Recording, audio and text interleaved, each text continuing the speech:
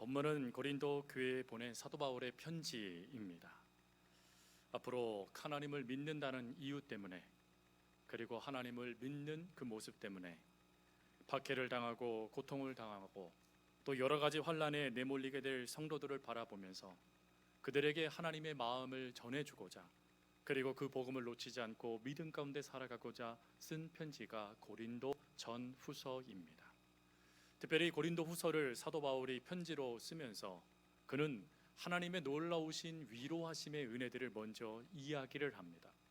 근데 그 이야기를 할 때 사도 바울이 뺏지 않고 이야기한 것이 뭐냐면, 이 위로를 받는 성도들에게 안타깝게도 고난, 어려움, 환난도 임하여 온다라는 것입니다. 그러나 그런 것들이 밀고 들어올 때 그 모든 것들을 뛰어넘는, 그 모든 것들을 다 사라지게 만드는 하나님의 위로하심이 있다라는 것을 사도 바울이 은혜 가운데 선언을 하지요. 그러면서 그 선언을 하면서 자신의 경험을 이야기를 합니다. 즉 자신의 경험의 모습들을 바라보며 자신이 수많은 절망과 고통, 그 괴로움 속에서 불행하다라고 하며 넘어져 있지 않고 믿음 안에 끝까지 하나님의 사도의 사명을 감당할 수 있었던 이유를 설명하기 위하여 그는 자신이 겪었던 삶을 간증하듯이 풀어내고 있는 것입니다. 그 풀어내는 구절 가운데 우리가 읽지는 않았지만 8절, 9절 말씀에 가보면 사도 바울이 당했던 고통을 사도 바울은 이렇게 이야기합니다.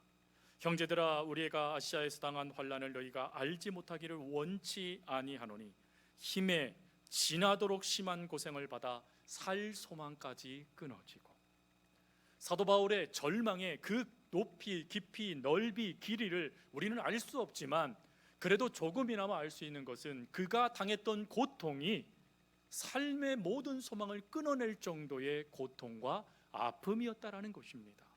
그리고 그 다음 구절에 가보면 그 절망을 또 어떤 단어로 표현하고 있냐면 내가 사형 선고를 받은 것 같았다라고 이야기를 합니다. 즉 절망이 또다시 일어날 수 있는 희망이 전혀 없는, 그대로 끝이라고 말할 수밖에 없는 그 상황이 자신에게 넘치도록 부어졌다라는 것입니다.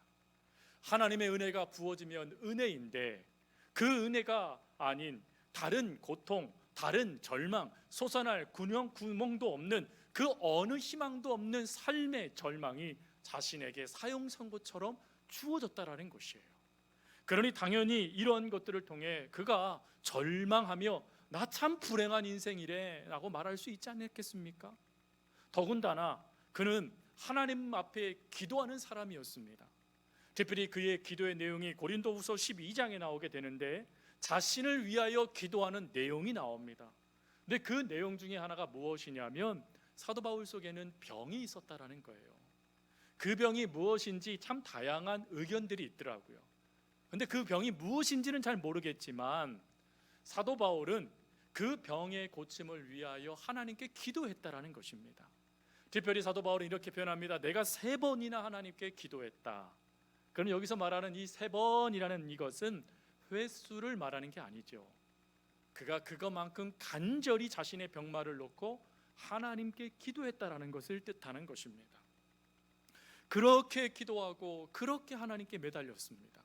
그런데 다른 사람은 그렇게 쉽게 살려주시고 다른 사람은 쉽게 하나님의 이름으로 건져내듯이 병마를 고쳐주신 하나님께서 사도 바울에게는 뭐라고 말씀하시냐면 내 은혜가 내게 족하다 라고 말씀하시며 거절하셨다라는 것이에요. 다른 사람의 병은 고쳐주셨던 주님이 정작 사도 바울, 주님을 위하여 목숨도 내어놓고 살아가는 그의 병은 외면하셨다라는 것입니다.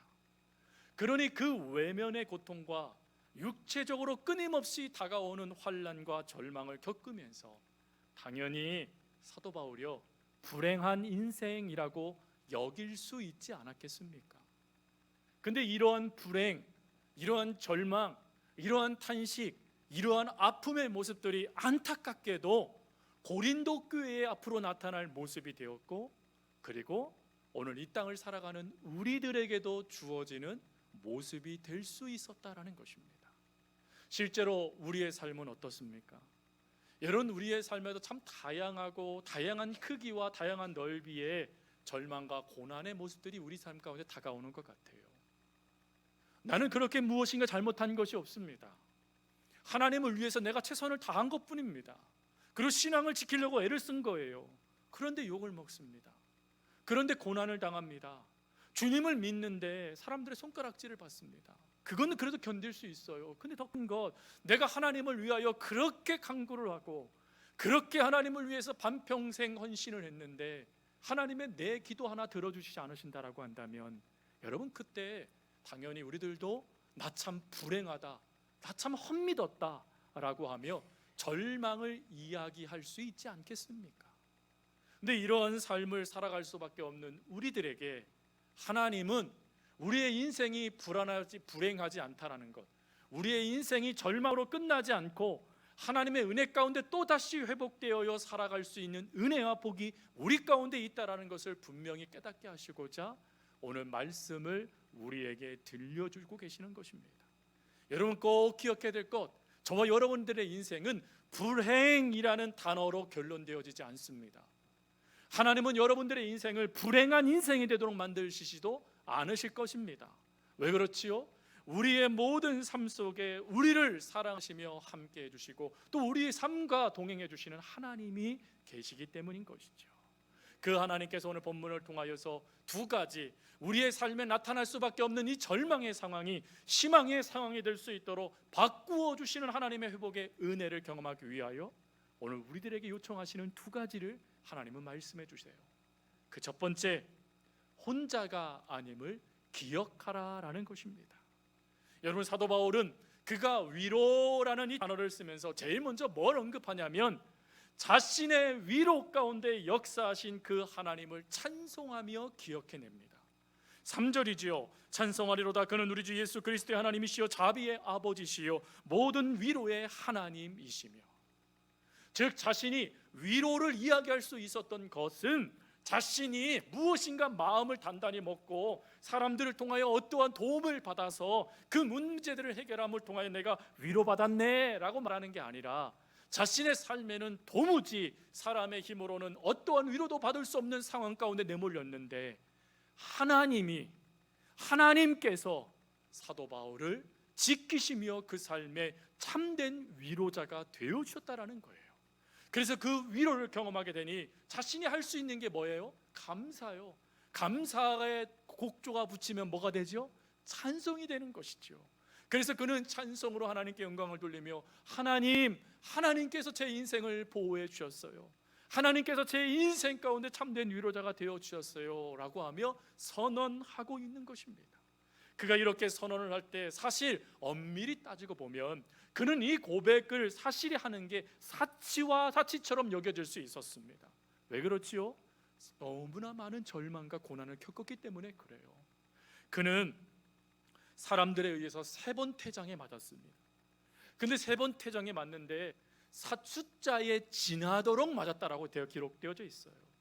그 당시에 사람들의 기준이 있습니다. 사람이 한 번에 50대 이상 맞으면 그 사람은 죽는다라고 여겼어요. 그래서 아무리 험악하고 아무리 죄가 많은 죄인을 할지라도 50대의 태형을 넘기지 않았다라고 합니다. 근데 사도 바울은요, 지나도록 맞았다라는 거예요. 그것도 몇 번이요? 3번이요. 그리고 그 이야기는 뭐죠? 아이고 많이 맞았네, 그 얘기가 아니에요. 죽을 뻔했다라는 거예요. 아니, 죽을 만큼 고통과 괴로움을 겪었다라고 말하는 것입니다. 그것뿐입니까? 그는 한 번은 돌에 맞았어요.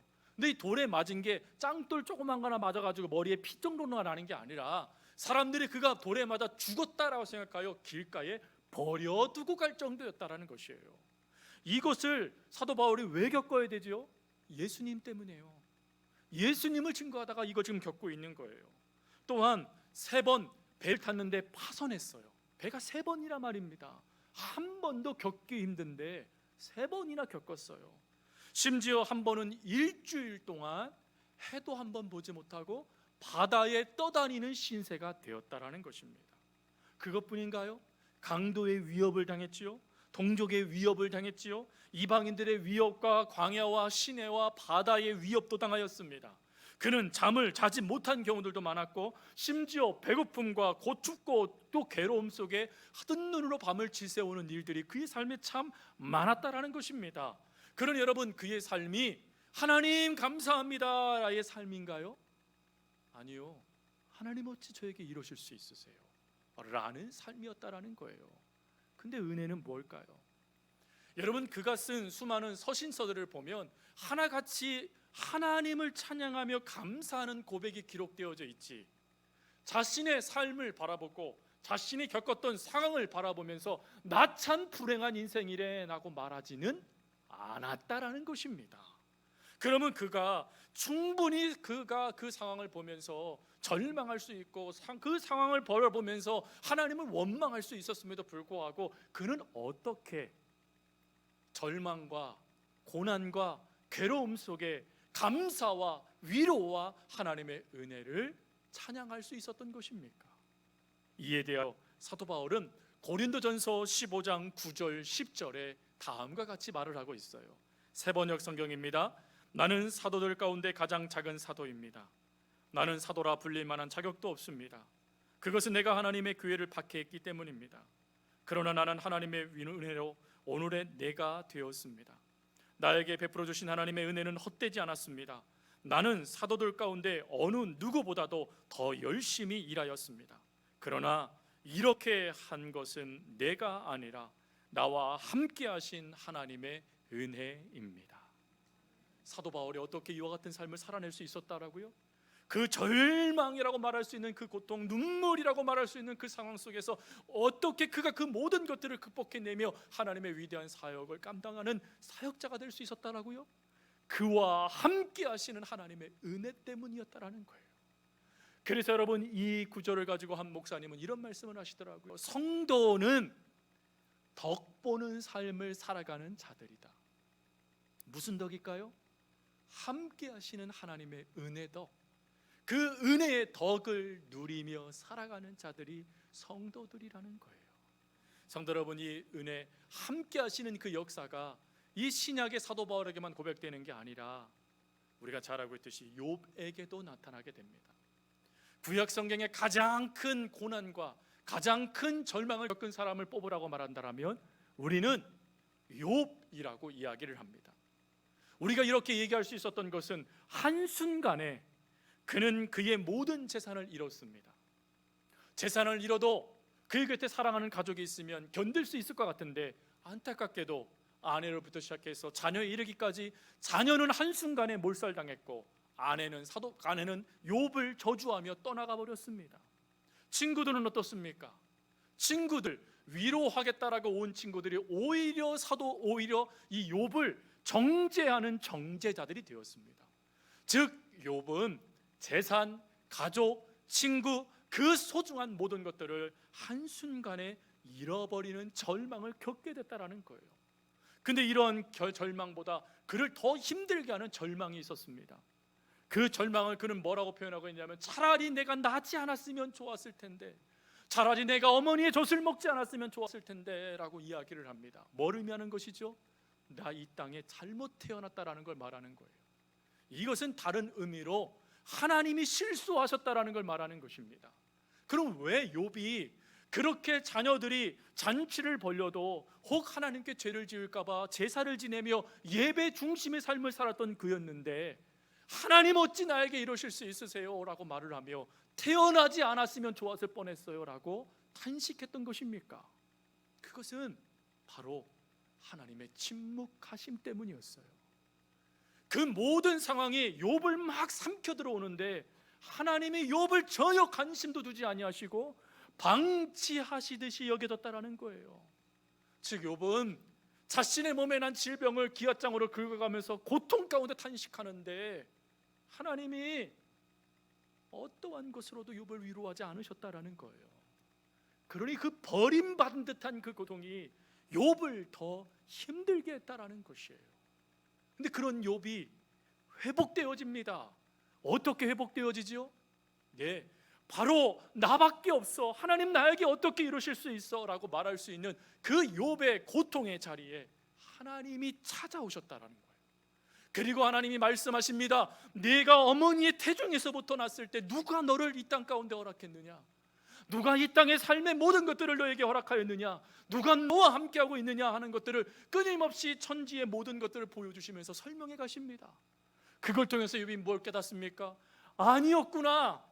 하나님은 내가 태어날 때부터, 그리고 이 땅의 수많은 것들을 누리고 나아갈 때 하나님은 단 한 번도 나를 떠나신 적이 없었구나. 하나님은 나와 함께 하셨던 분이셨구나 하는 걸 깨닫게 돼요. 여러분, 함께 하시는 하나님을 깨닫게 되니 욥의 믿음이 정리가 되기 시작합니다. 나의 나된 것은 하나님의 은혜입니다 라고 고백했던 사도 바울처럼, 하나님, 이 모든 것이 하나님의 은혜이고 사랑입니다 고백하더라는 거예요.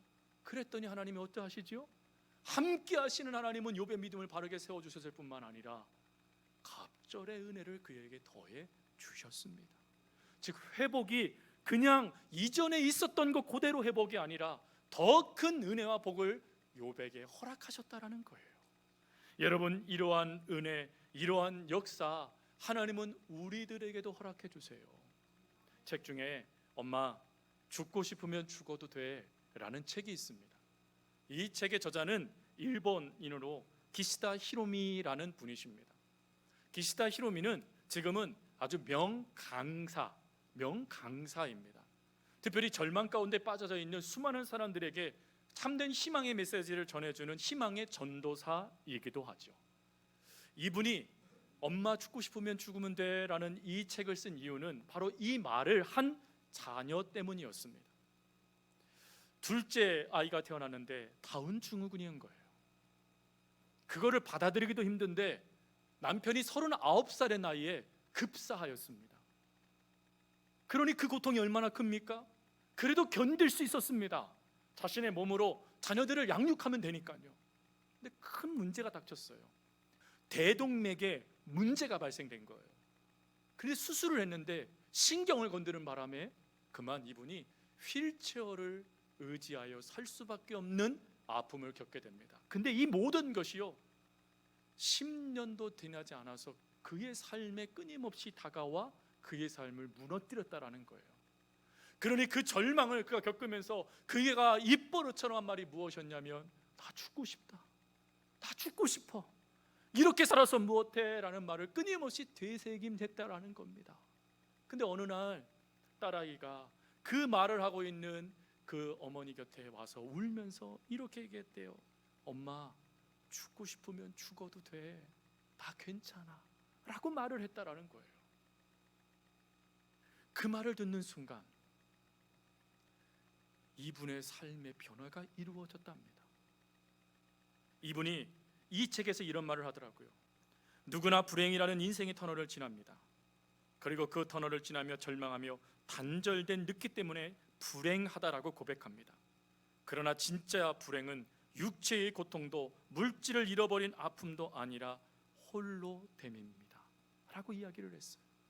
그 홀로 됐다라는 그것 때문에 죽고 싶다라고 이야기를 했는데, 딸아이의 이야기를 듣자 깨달았다는 거예요. 나는 혼자가 아니었구나. 나는 나의 있는 그 모습 그대로를 인정해주며 여전히 사랑해주고 있는 절대 지지자 내 딸이 있었구나 라는 걸 깨달았대요. 그 깨달음 가운데 그는 또다시 이런 말을 씁니다. 죽음보다 더 큰 절망에 빠진 나를 일으켜 세워주며 철저히 내 편이 되어준 딸의 사랑과 격려 때문에 나는 일어설 수 있었습니다. 성도 여러분, 오늘 이 여인이 이야기하고 있는 이 고백, 엄밀히 따지고 보면 우리의 고백이지 않습니까?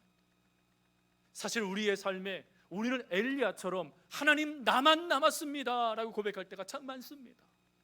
그리고 수많은 것들을 우리가 행하고 수많은 일들을 겪으면서 마치 나 혼자 외로이 견디는 모습처럼 여겨질 때도 있습니다. 그러나 그때 하나님은 어찌하십니까? 하나님은 그러한 상황 가운데 있는 우리들을 포기하지 아니하시고 여전히 사랑하시며 우리에게 찾아와 주신다는 거예요. 임마누엘 되신 하나님께서 언제나 우리와 함께 하시며 언제나 우리의 편이 되어주고 계신다는 것입니다.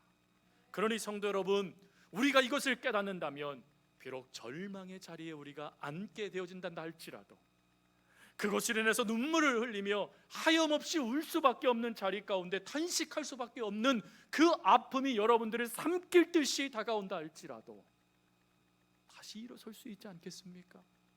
어느 분이 그런 말씀을 하시더라고요. 교회는 하나님 안에서 우는 곳이다. 여러분, 수많은 절망과 고통 때문에 여러분 울고 싶을 때가 있으십니까?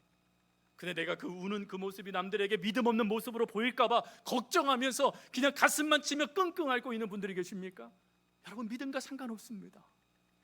목 아프시고 힘드시면 주님 품 안에서 우십시오. 하염없이 우십시오. 그 우시는 그 모습 속에 하나님은 어찌하실까요? 함께 하시는 하나님을 보여주실 거예요. 그리고 함께 하신 하나님께서 여러분들의 눈을 열어주실 것입니다. 그리고 우리의 인생이 여기서 끝나지 않고 불행이라는 것이 아니라 하나님의 은혜의 역사가 우리의 삶에 주어지고 있다는 것을 분명하게 깨닫도록 역사해 주실 거예요. 그리고 하나님은 반드시 여러분들에게 말씀해 주실 겁니다. 어떤 말씀이요? 이사야서 41장 10절 말씀. 두려워 말라, 내가 너와 함께 함이라. 놀라지 말라, 나는 네 하나님이 됨이라. 내가 너를 굳세게 하리라. 참으로 너를 도와주리라. 참으로 나의 의로운 오른손으로 너를 붙들리라. 오늘도 함께 하시며 여러분들과 여러분들의 인생의 삶을 살아가고 계시는 주님이 계세요. 오늘도 함께 하시며 여러분들을 붙잡아 주시며 요동치 않도록 여러분들의 삶을 끝까지 책임져 주시는 하나님이 계십니다. 그러니 성도 여러분, 나만 혼자 남았다 생각하지 마십시오. 여러분과 하나님은 함께 하신다라는 거예요. 그리고 두 번째, 하나님께서 말씀하시는 은혜는 그 함께 하시는 하나님만 의지하는 삶을 살아야 된다라는 것입니다. 여러분, 사도 바울이 어떤 고난을 당했다고 말씀드렸죠? 그는 9절 말씀에 사형 선고를 받은 줄 압니다 라고 말할 정도의 큰 고통을 당했어요. 그런데 그런 고통을 당하면서도 그가 뭐라고 말하냐면 하나님만 의지하게 하려 하심이라 라고 이야기를 해요. 하나님만 의지하게 하려 하십니다. 그럼 그가 어떻게 하나님만 의지하게 하려 하십니다 라고 고백할 수 있었지요? 그것은 바로 하나님께서 자신의 삶 속에 역사하셨던 은혜를 경험했기 때문에 그래요. 그 은혜를요 10절 말씀해 보니까 이렇게 이야기합니다. 그가 이같이 큰 사망에서 우리를 건지셨고 또 건지실 것이며 이후에도 건지시기를 그에게 바라노라. 그 절망과 그 고통, 그 눈물로 결론 줄 수밖에 없는 그 삶을 건져내 주시는 하나님께서 계셨다라는 거예요. 그 건져내 주시는 하나님의 그 역사를 사도 바울이 기억하고 나니까 확신이 생기더라는 거예요. 어떤 확신이요? 과거에 나를 건져 주셨던 하나님이 현재의 이 절망 속에서도 나를 건져 주실 것이고 앞으로도 내 삶 속에 주어질 수많은 절망 가운데서도 나를 충분히 건져내 주실 수 있는 분이시다. 이 믿음이 그에게 세워지더라는 거예요. 여러분, 이 믿음을 히브리 기자는 뭐라고 표현했습니까? 히브리서 13장 8절 말씀, 예수 그리스도는 어제나 오늘이나 영원토록 뭐 하신대요? 동일하시느니라. 여러분, 과거에 여러분들을 건져주신 하나님이 오늘은 안 건져주실까요? 미래에는 여러분들을 그냥 방치하실까요? 아니요. 과거에 여러분들을 건지셨던 하나님, 과거에 여러분들을 사랑하셨던 하나님, 과거에 여러분들의 목자가 되었던 하나님은 오늘도 내일도 동일하시느니라. 동일하게 여러분들에게 역사하신다는 거예요. 여러분이 동일하게 역사하시는 그 하나님의 사랑을 오해하지 않도록 예수님께서 비유로 설명한 말씀이 누가복음 15장 말씀이죠. 누가복음 15장 말씀, 우리가 너무나 잘 알고 있는 탕자의 비유, 아버지의 사랑장이 기록되어 있는 말씀이에요. 둘째 아들이 아버지의 모든 재산을 팔아서 반은 자기가 갖고 반은 아버지에게 맡기고 떠나버립니다. 그러면 잘 돼야죠. 그렇게 폐륜을 저질렀으면 말입니다. 그런데 쫄딱 망합니다. 잘 될 수가 없는 거죠. 쫄딱 망하게 되니까 비로소 그가 누가 기억이 납니까? 아버지가 기억이 나는 거예요. 절망의 상황이 되니까 그나마 감사한 건 아버지가 기억난 거예요. 아버지가 기억났는데 문제는 이 아들이 착각한 게 있었습니다. 그 착각은 자신이 잘못하였으니, 자신이 아버지에게 죄를 저했으니 나는 더 이상 아버지의 아들이 될 수 없을 거야 라는 착각이었어요. 그 착각 속에 이 아들은 되새김하는 말 하나를 합니다.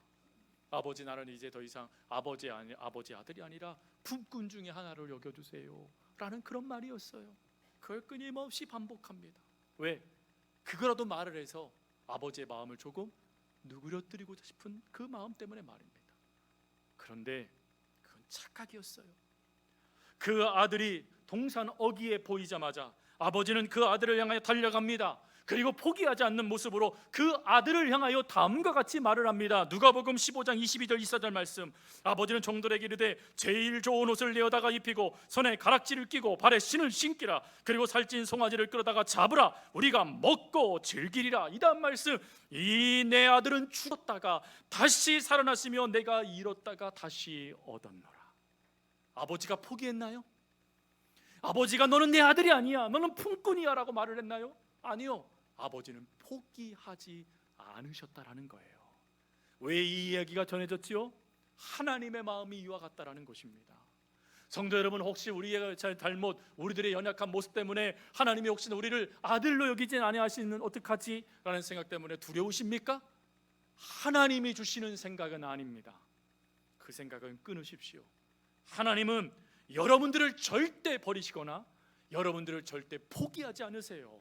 심지어요, 이사야 49장 15절에 하나님은 이렇게 말씀하세요. 여인이 어찌 그 젖먹는 자식을 잊겠으며 자기 태에서 난 아들을 긍휼히 여기지 않겠느냐. 그들은 혹시 잊을지라도 나는 너를 잊지 아니할 것이니라. 하나님은 우리를 잊지 아니하신대요. 그 잊지 아니하시는 하나님께서 여러분들의 진정한 의지자, 여러분들의 진정한 삶의 소망이 되어주시며 그 여러분들의 절망의 자리에서 다시금 일어설 수 있는 힘과 능력이 되어주신다는 것입니다. 여러분, 이것을 믿는다라면 이제 여기에서부터 우리가 매 순간 점검해야 될 것이 있습니다. 평상시가 아니라 여러분들을 절망시키는 상황 가운데 말입니다. 그 상황 가운데 나는 누구를 의지하고 있는가를 늘 점검하십시오. 왜 점검해야 될까요? 마틴 루터는 그가 쓴 대요리문답에서 이런 말을 했어요. 무엇이든지 당신의 마음에 의지하는 것, 어디든 당신의 마음이 머무는 곳, 그들이 사실상 당신의 신이다. 여러분들의 시선이 머무는 곳, 여러분들의 마음을 빼앗기는 그곳, 그곳에 있는 그 사람이 여러분들의 신이라는 거예요. 바랍니다. 그것이 하나님이 될 수 있기를 바랍니다. 여러분, 이것이 하나님입니다 라고 말하는 그것을 우리가 즐겨 쓰는 단어로 뭐라고 표현하는 줄 아세요? 믿음이라고 합니다.